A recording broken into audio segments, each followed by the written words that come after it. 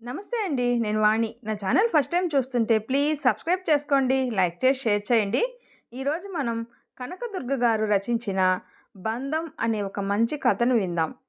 కొడుకు కోడలతో నేను వచ్చే పండక్కి బ్రతికి ఉంటానో లేదో ఈ పండక్కి నా కూతుర్ని పిలవండి. పెళ్లి చేసుకొని ఫారిన్ వెళ్ళి నీ చెల్లెలు ఇప్పటి వరకు రాలేదు. మీ ఇద్దరిని కలిపి చూసుకోవాలని ఉంది అనింది. అమ్మ కోరికను తీర్చడానికి కొడుకు ఏం చేశాడు? కూతురును చూడాలన్న ఆ తల్లి కోరిక నెరవేరిందా లేదా? బంధాలంటే ఏమిటో చెప్పే కథ వినండి. ఓయ్ మీనాక్షి, నేను పొలం వెళ్తున్నా, అమ్మకు కాఫీ ఇచ్చి టిఫిన్ పెట్టు అంటూ గావు కేక వేసి పొలంకి బయలుదేరాడు వెంకటేష్. ఒరేయ్ వెంకటేశా, ఇలారా, వచ్చి నా పక్కన కూర్చోరా అంటూ పిలిచింది ఆనందమ్మ. ఏంటమ్మా, పొలంకి వెళ్ళి నీళ్లు పెట్టాలి, మోటార్ తెప్పించాను, ఆలస్యం అయిపోతుంది అంటూనే అమ్మ పక్కన వచ్చి కూర్చున్నాడు. అది కాదురా అయ్యా, నీతో ఒక విషయం మాట్లాడాలని పిలిచాను. నీకు పని ఉంటే పోయి చేసుకో, రాత్రికి మాట్లాడుకుందాం అన్నది కొడుకు భుజం మీద ప్రేమగా రుద్దుతూ. భర్త ఇంకా వెళ్ళకపోయేసరికి వాళ్ళిద్దరికీ కాఫీ ఇచ్చి లోపలికి వెళ్తున్న మీనాక్షిని కూడా ఆపి నువ్వు కూడా కూర్చో అన్నది ఆనందమ్మ. ఏంటి అత్తమ్మ, చాలా పనులున్నాయి, ఇడ్లీ పొయ్యి మీద పెట్టాను, ఆవిరి వచ్చేస్తుంది, వెళ్ళి ఆపి వస్తాను ఉండండి అని లోపలికి వెళ్ళి స్టవ్ ఆపేసి వచ్చి, అత్తమ్మ ఏంటి ఈరోజు కొత్తగా ఇద్దరిని పిలిచి మాట్లాడుతున్నారు అన్నది మీనాక్షి తడిగా ఉన్న చేతులు కొంగుతో తుడుచుకుంటూ. ఏమీ లేదే, మీతో ఒక విషయం చెప్పాలి, ఎందుకో మనసంతా భారంగా ఉంది. అయ్యా వెంకటేశ, నాది ఒక చిన్న కోరిక తీరుస్తావా అన్నది వెంకటేష్ చేతులు రెండు పట్టుకొని. వెంకటేష్ వెంటనే భార్య వైపు చూశాడు. ఏంటమ్మా, నీ కోడలు నిన్ను సరిగ్గా చూసుకోవడం లేదా? నీకు కావాల్సినవి వండి పెట్టట్లేదా అన్నాడు నవ్వుతూ. హా, బాగుందే, అత్తగారిని మా అమ్మలా చూసుకుంటుంటే లేనిపోని అనుమానాలు మీరు కల్పించకండి అన్నది రుసరుసా చూస్తూ. వాడంతే అంటాడు, నువ్వేమీ బాధ పెట్టుకోకు మీనాక్షి, వాడి సంగతి తెలిసిందేగా అన్నది కోడలికి కోపం వచ్చిందేమో అని. ఒరేయ్ వెంకటేశ, నాకా వయసు అయిపోతుంది, రేపో మాపో పాడెక్కుతాను అనగానే, అయ్యో ఏంటి అలా మాట్లాడకండి అత్తమ్మా, నాకు ఏడుపు వస్తుంది అన్నది వెంటనే ఏడుస్తూ మీనాక్షి. ఆమె కళ్ళు వెంటనే కన్నీళ్లు వస్తుంటే పిచ్చిపిల్ల అని, ఇలాంటి బంగారం నా కోడలైనందుకే ఇంకా నేను బ్రతికి ఉన్నాను, అదే వేరే పిల్ల కనుక అయ్యుంటే ఈ పాటికి ఎప్పుడో చనిపోయేదాన్ని, నువ్వు నా బంగారానివమ్మా అంటూ కోడల్ని దగ్గరకు తీసుకొని బుజ్జగించింది. కొడుకు వైపు చూసి, నీ చెల్లికి పెళ్లి చేసి పంపించి 6 ఏళ్ళయింది, నా కూతురు లేని లోటు నా కోడలు తీరుస్తుంది, నీకు తెలుసా అన్నది. ఒరేయ్, నా కోరిక ఏంటంటే ఈ ఉగాది పండక్కి మీ చెల్లిని పిలవరా, అది వెళ్ళిన తర్వాత కనీసం ఒక్కసారి కూడా ఇండియా రాలేదు, ఆ సింగపూర్లోనే ఉంది, దూరాభారమని నువ్వు చెల్లిని పిలిచింది లేదు, వచ్చే ఉగాది పండక్కి చెల్లిని బావని మేనల్లుండి పండక్కి రమ్మని ఫోన్ చేయరా అయ్యా, వచ్చే ఏడాది నేను ఉంటానో పోతానో తెలీదు, మీ ఇద్దరిని సంతోషంగా చూసి చచ్చిపోతాను అన్నది బ్రతిమలాడుతూ.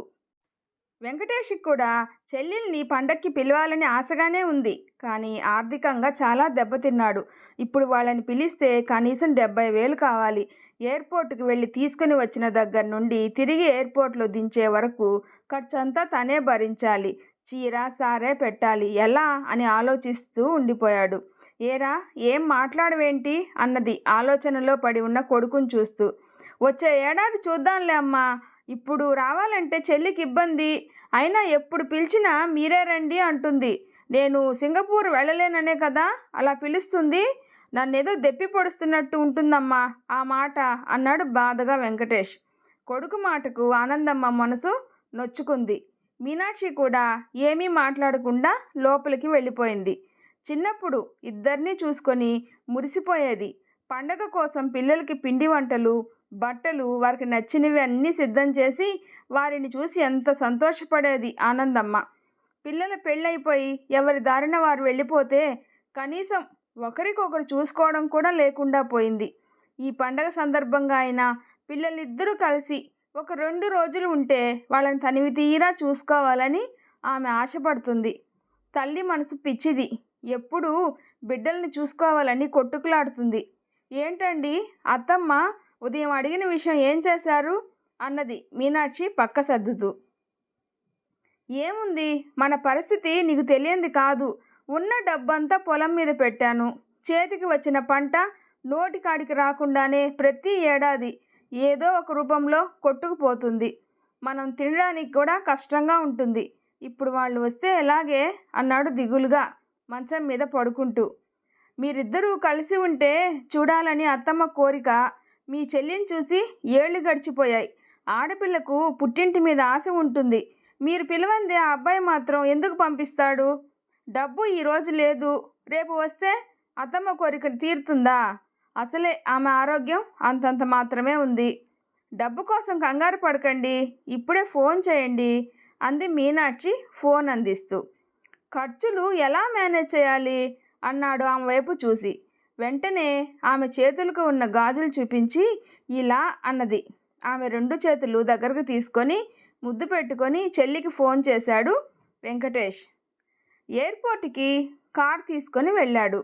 చెల్లిని, బావని, అల్లుణ్ణి చూడగానే చాలా సంతోషం అనిపించింది. వెంటనే చెల్లిని పట్టుకొని, నా బంగారు తల్లి, ఎన్నేళ్ళయింది నిన్ను చూసి అని నుదుటి మీద ముద్దు పెట్టుకున్నాడు.